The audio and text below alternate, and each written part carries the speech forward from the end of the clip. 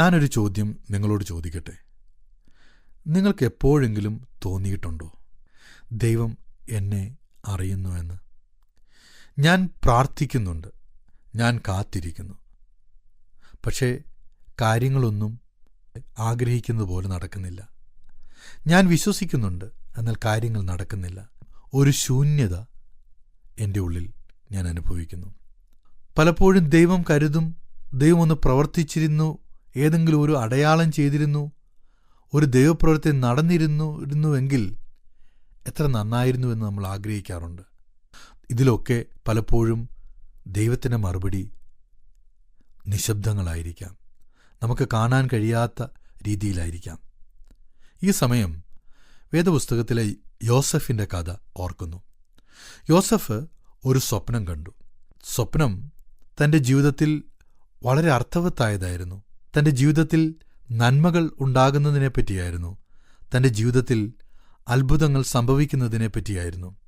എന്നാൽ ആ സ്വപ്നം കണ്ട കുറച്ചു നാൾ കഴിഞ്ഞപ്പോൾ അവൻ സ്വന്തം സഹോദരന്മാരാൽ ഒരു കുഴിയിൽ അകപ്പെട്ടു.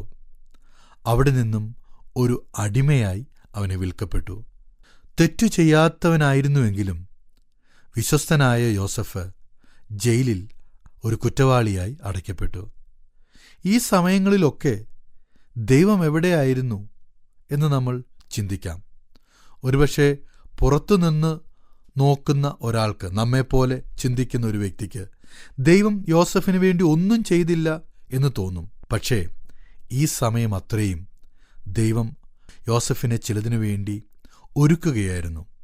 സുഹൃത്തെ, നമ്മുടെ ജീവിതവും ഒരുപക്ഷെ ഇങ്ങനെയൊക്കെ ആയിരിക്കാം. നിങ്ങളിപ്പോൾ കാണുന്നത് ഉത്തരം വൈകിപ്പോയ അനുഭവങ്ങളായിരിക്കാം.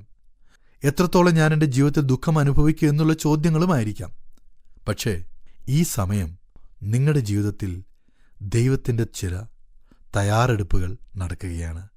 ദൈവം നിങ്ങളെ ചിലതിനു വേണ്ടി ഒരുക്കുകയാണ്. നമ്മൾ ചോദിക്കുന്ന, ദൈവമേ, ഈ സാഹചര്യം എപ്പോൾ മാറും എന്നായിരിക്കാം.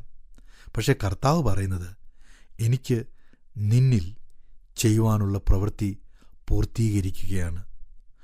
ഒരുപക്ഷെ ഒരു അത്ഭുതമായിരിക്കാം നമ്മൾ ആഗ്രഹിക്കുന്നത്. എന്നാൽ ദൈവം നോക്കുന്നത് ഫലത്തിലേക്കല്ല, വേരുകളിലേക്കാണ്. നമ്മൾ പുറമേ കാണുന്ന മാറ്റത്തെ ആഗ്രഹിക്കുന്നു, എന്നാൽ ദൈവം നമ്മുടെ ഉള്ളിലുള്ള മാറ്റം ആഗ്രഹിക്കുന്നു. വേദപുസ്തകത്തിലെ വളരെ മനോഹരമായ ഒരു വാക്യമാണ് ദൈവത്തിൻ്റെ സമയം, ഗോഡ്സ് പെർഫെക്റ്റ് ടൈം, തക്ക സമയം എന്നുള്ളത്. അവൻ്റെ സമയം നേരത്തെ ആകുകയില്ല, വൈകിയുമല്ല, അത് തക്ക സമയത്താണ് എന്ന് പറയുന്നു. ഇന്ന് നമ്മളുള്ളത് മറുപടികൾ നീണ്ടുപോയ ഒരു സാഹചര്യമായിരിക്കാം. ഒറ്റപ്പെട്ടതായി നമുക്ക് തോന്നാം. പ്രാർത്ഥനകളുടെ ഉത്തരം ഒന്നും മുകളിലോട്ട് പോകുന്നില്ല എന്നും തോന്നാം. പക്ഷേ ഒരു കാര്യം ഓർക്കുക, മണ്ണിനടിയിൽ വീണ വിത്ത് നിശബ്ദമാണ്, പക്ഷേ അത് മരിച്ചിട്ടില്ല. വിത്ത് ആ കുഴിയിലേക്കിട്ട് മണ്ണതിന്മേലിടുമ്പോൾ പുറമേ ഉള്ളവർ കാണുന്നത് ആ വിത്ത് ഇനി ഒരിക്കലും പുറത്തു വരികയില്ല, അത് അവിടെ മണ്ണിൽ അടക്കപ്പെടുകയാണ്. എന്നാൽ ആ വിത്ത് മരിച്ചിട്ടില്ല, അതിന് നാളെ ഒരു നാമ്പ് ജീവനുണ്ടാകും. ഇതുപോലെ തന്നെയാണ് നമ്മുടെ ജീവിതാനുഭവത്തിലും.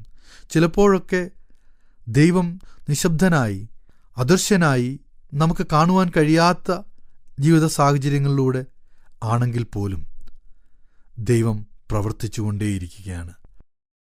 ഞങ്ങളെ വിളിക്കുവാൻ ആഗ്രഹിക്കുന്നുവെങ്കിൽ 0988-22-1957 എന്ന നമ്പർ ഉപയോഗിക്കുക. എല്ലാ ബുധനാഴ്ചകളിലും വെള്ളിയാഴ്ചയും രാവിലെ 11 മുതൽ 12 മണി വരെയുള്ള സമയം ഞങ്ങൾ നിങ്ങൾക്കായി പ്രാർത്ഥിക്കുന്നു. പ്രാർത്ഥനയ്ക്കായി വിളിക്കേണ്ട ഫോൺ നമ്പർ 079960010203.